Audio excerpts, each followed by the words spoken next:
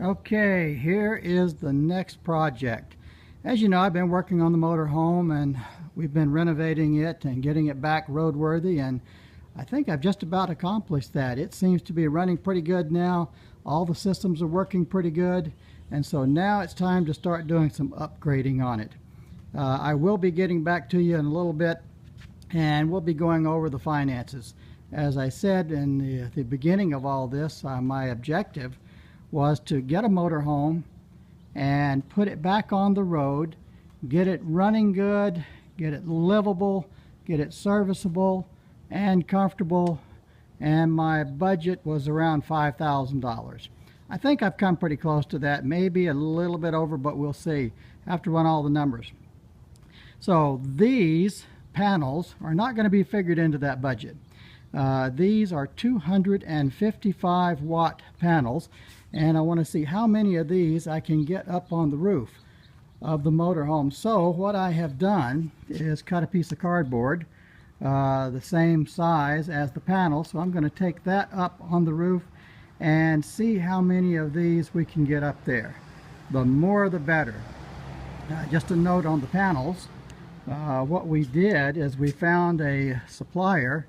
It was actually a company that had a project going. The project fell through and they had a bunch of extra panels, and they gave us a price on each panel, and we were able to negotiate a much better price by buying a lot of them. So we bought 60 panels, and although I do not need 60 panels, that gave us a good price break, and we were able to pass that along to other people that wanted panels as well.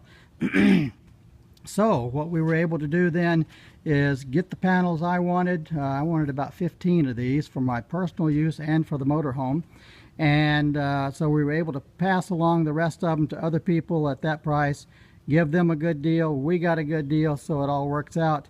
Ended up we had so many people wanting the panels, we went ahead and bought some more of them, or at least we will be buying some more of them on next week. Anyway, let me get on the roof and let's see how we can progress with how many panels we can get up there. Okay, making some progress here on getting the panels mounted today. Still a little warm up here, got a little breeze, so that's helping out. They mount with what is called a Z bracket, and this bolts onto the bottom of the panel as you see there, and then that will attach to the roof of the motorhome.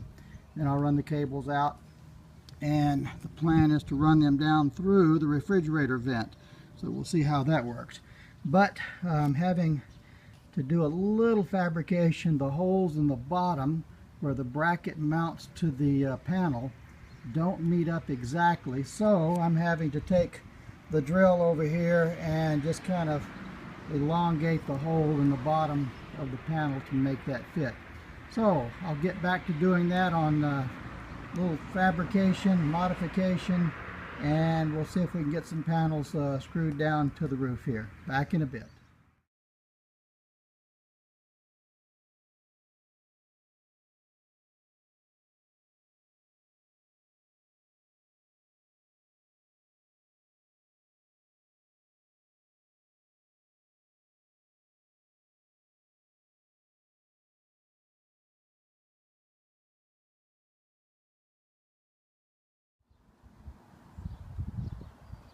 Okay, I've got both panels installed up here. Was only able to fit 2 on there. If on the front one there, if I would have had about another 3 inches distance between the air conditioner unit and the vent, I would have been able to have gotten 2 panels up there and a 3rd one back here, but not to be.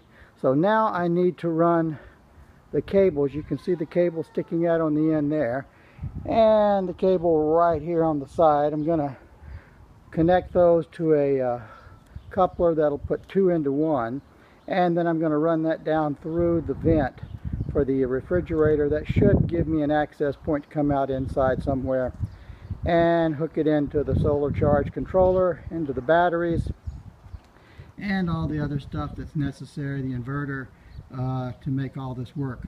So there we go. This is going to be the first part of my solar stall in series rather, and then we'll have the second portion of this will come along when we start doing the wiring and getting other things hooked up. So there you go, the first step in getting some power.